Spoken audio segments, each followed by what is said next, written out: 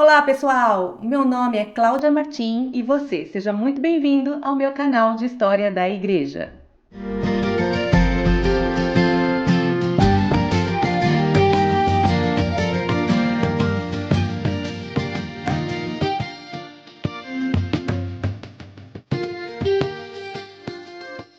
E hoje eu quero falar com vocês a respeito do William Tyndale, o homem que colocou a Bíblia na mão do povo inglês. Se você já me segue nesse canal, já me acompanhou em outros vídeos, já viu que eu mencionei algumas coisas a respeito do John Wycliffe, um pré-reformador lá do século XIV que fez uma tradução da Bíblia para o inglês, no caso, traduzindo da Vulgata Latina. E hoje eu quero falar de um outro reformador, um pouco mais posterior ao John Wycliffe, que também fez um trabalho de tradução muitos anos depois, lá no século XVI, entre os anos de 1524 a 1536, um dos líderes da reforma na Inglaterra, o William Tyndale, traduziu o Novo Testamento, a primeira versão em inglês, depois da invenção da imprensa. A imprensa de Gutenberg também foi um grande invento, algo realmente que favoreceu muito a expansão dos ensinos da reforma protestante, agilizou bastante para que os textos,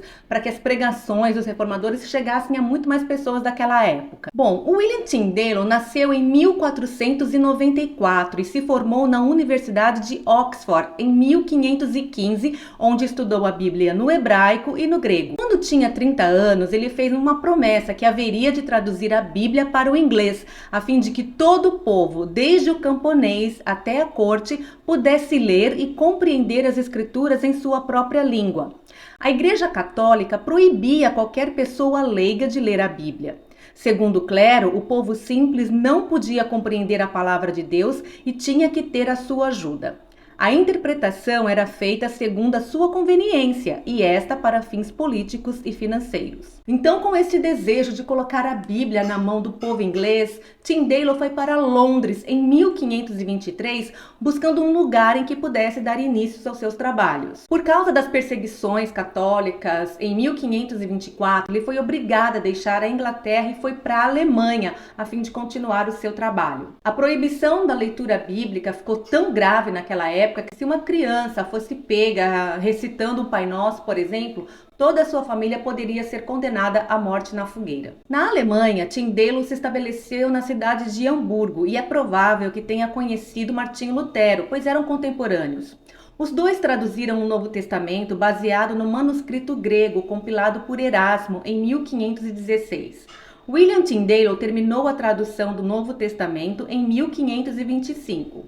Então, 15.000 cópias em 6 edições foram impressas pela proteção de Thomas Cromwell, contrabandeadas através de comerciantes para a Inglaterra entre os anos de 1525 a 1530. As autoridades da Igreja Romana ordenaram que fossem confiscadas e queimadas todas as cópias da tradução da Bíblia de Tyndale, mas eles não conseguiam parar o fluxo de entrada das Bíblias na Inglaterra que vinham lá da Alemanha. Até mesmo na Escócia, os mercadores escoceses estavam levando as Bíblias para o seu povo. E nessa mesma época, o Tyndale não podia voltar para a Inglaterra porque estava sendo procurado como um criminoso, e a leitura dos seus escritos e das suas traduções eram proibidos legalmente. Contudo, ele continuou seu trabalho de tradução e revisão até que a edição final do seu Novo Testamento em inglês fosse cumprido em 1535. Com esta etapa concluída, Tyndale iniciou a tradução do Velho Testamento, mas não viveu bastante para terminá-la.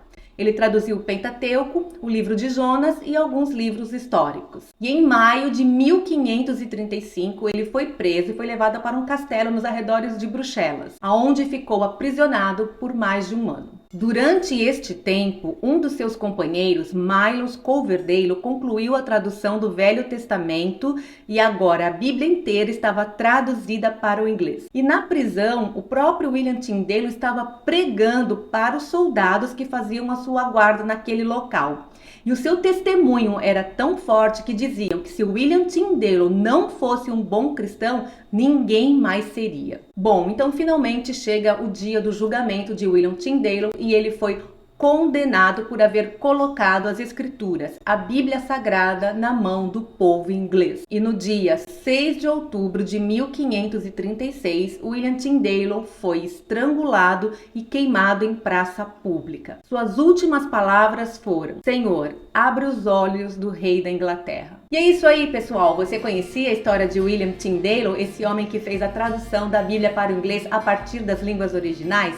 Se você não conhecia, espero que esse vídeo tenha te mostrado alguma coisa a respeito da vida dele, que você possa pesquisar um pouco mais e, enfim, conhecer um pouco mais dessas pessoas que fizeram parte da história da igreja. E não se esquece, se você não for inscrito nesse canal, se inscreve, deixa seu like, comenta, compartilha, deixa aqui nos comentários para eu saber quem você gostaria de ver aqui nesse canal, a história de qual personagem, para que eu possa trazer esse conteúdo para vocês. Um abraço, Deus te abençoe e até o próximo vídeo.